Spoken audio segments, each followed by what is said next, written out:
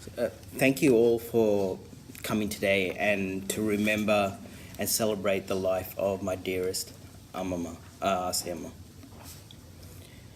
Nageswari Sivanathan. Asiama was born in 1949 in Idiakadu in the northern province of Sri Lanka. She was the firstborn child of Pandita Sivapara Pillai and Anapakiam. She was particularly blessed because though she was born to her parents, she was raised by a Periyappa and Periyamma, Kandya and Rasama, who didn't have children of their own. It was a testament to her mother's love for her older sister that she gave her and her husband the gift of a child. As a result, Asiama grew up doubly loved by both sets of parents. This unconditional love she received would also be given to others, including myself, who have been lucky enough to have her in our lives. Asiama is the eldest of 8 children. She remained very close to all of her siblings and their families, despite the fact that they are spread out all over the globe, living in Australia, Norway, and Jaffna. Asima's brother, Kandeswaran Mama, is here with us from Norway. Asima's other siblings, Parameswari, Kunjamma, Rajesh Warari Kunjamma, Pueswari Kunjamma, Sivanes Varam Mama, Sireswari Kunjamma, unfortunately couldn't be with us physically, but we know that they're here in spirit. As Asiama's Periyappa was a lecturer who moved from one institute to another, Asiama grew up in various parts of northeast Sri Lanka. She completed her Bachelor of Arts at the University of Colombo. Soon after that, she began working at the Central Bank of Sri Lanka. At that time, it was not easy for a young Tamil woman to leave her protected family environment and move to Colombo for university studies. But Asiama did it and succeeded. She made lifelong friends at university, including Miss Anne Murthy, who has been a friend of Asiama's for over 50 years.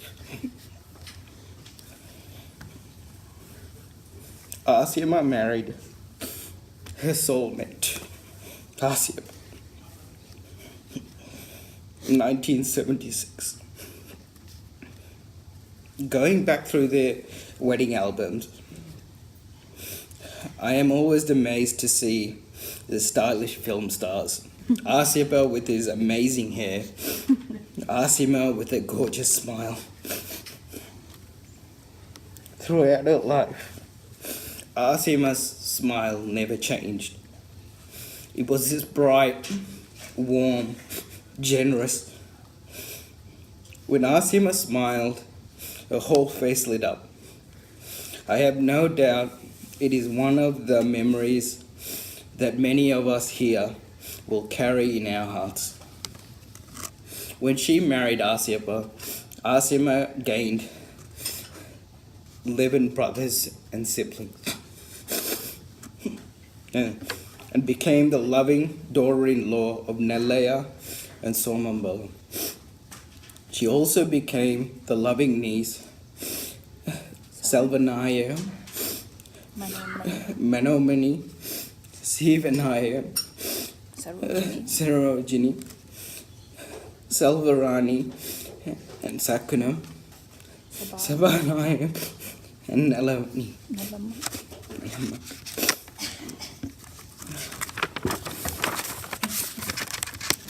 Shortly after their wedding in 1978, Aseapa and Asiama moved to Saudi Arabia, where Aseapa worked as a mechanical engineer, leaving Sri Lanka to live in a country that completely had different cultural norms and no support network of their own is no small feat. I doubt I could have done what Asiama did back then. That said, I know their time in Saudi was filled with many happiness and memories, including when Aseapa and Asiama would host the many Tamil workers who, unlike them, traveled to Saudi alone. Asiama was renowned for cooking, and their home became the refuge for these men. After living in Saudi for 10 years, Asapata and Asapati, Mrs. Sivanayam, sponsored Aseapa and Asiama to move to Australia. They arrived in 1988. Asiama began working around 1990 at the Victorian Transport Superannuation, which became later merged with the Victorian Superannuation Board. She remained there till 2002 when she retired. In Australia, Aseapa and Asiama have been surrounded by a big but close knit community of friends and family. Significantly, Asapati, and their 6 sons and their family, Sivan, Ranju, Ravi, Raju, Sarul, Sati. Our family was also here at the time, and we would soon be joined by Appa and Asiapa's younger sister, Ramani. Chinnapata and Chinnapati, Mr. and Mrs. Savanayam, have also been incredible towers of support for Aseapa and Asiama. Their relationship is such. When Asiama left this world, she did so with Aseapa, Chinnapata, and Chinnapati at her side. Along with their family supports, Aseapa and Asiama have enjoyed decade-long friendships with people in Melbourne that could and should be called family. This includes Tiro Uncle and Lali Auntie, Kula Uncle, Panawesri Auntie, aka Kula Auntie, and many others.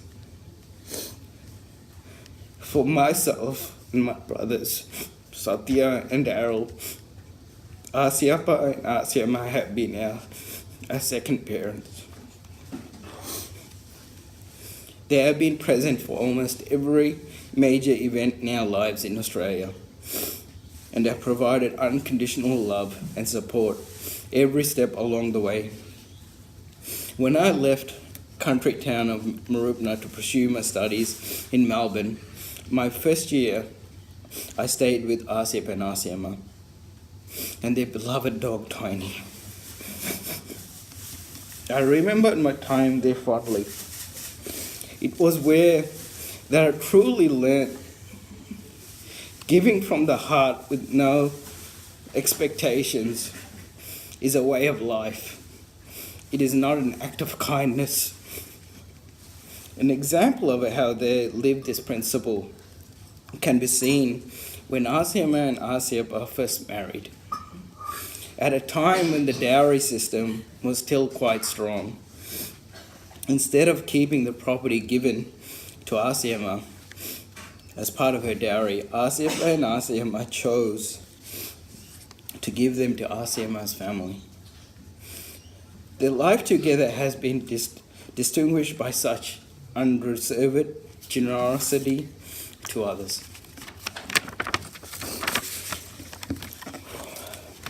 The hardest thing for me to deal with is that it was Asima's heart that gave out. Her heart was the biggest thing about Asima. She poured it into 4 distinct areas of her life: love of cooking, love of gardening, love of animals, and the love of her family. Mira and I used to love visiting Asipa and Asima's house every weekend for dinner. During these visits, we would be stuffed with delicious food, which you can never say no to.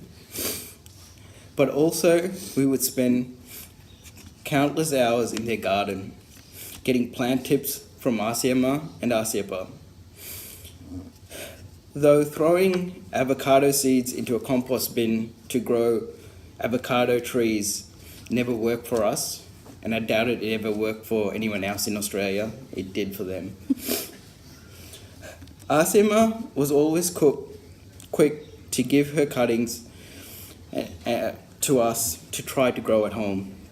We can safely say that many of the plants in our gardens, and probably the only ones that have survived, have come from Asipa and Asima. We also enjoyed their stories about the various animals that came into their lives, including their beloved pets, Tiny and Kitcha, as well as the many, many fish. It is said that animals can sense a good heart. If that is the case, Asima's heart is golden. Animals never hesitated to approach her. In fact, Asipa and Asima have Kitcha because he chose to walk into their house and decided to stay. Above all, Asima loved her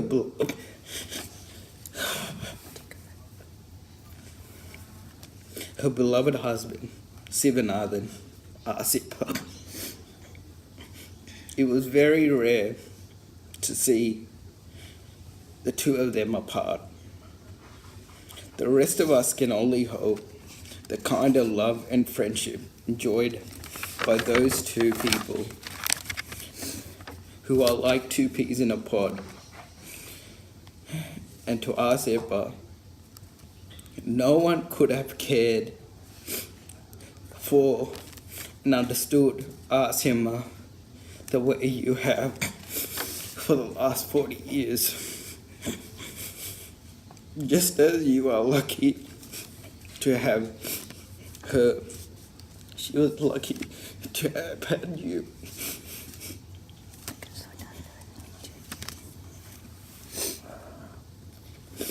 Asima lived her life in a way few of us do.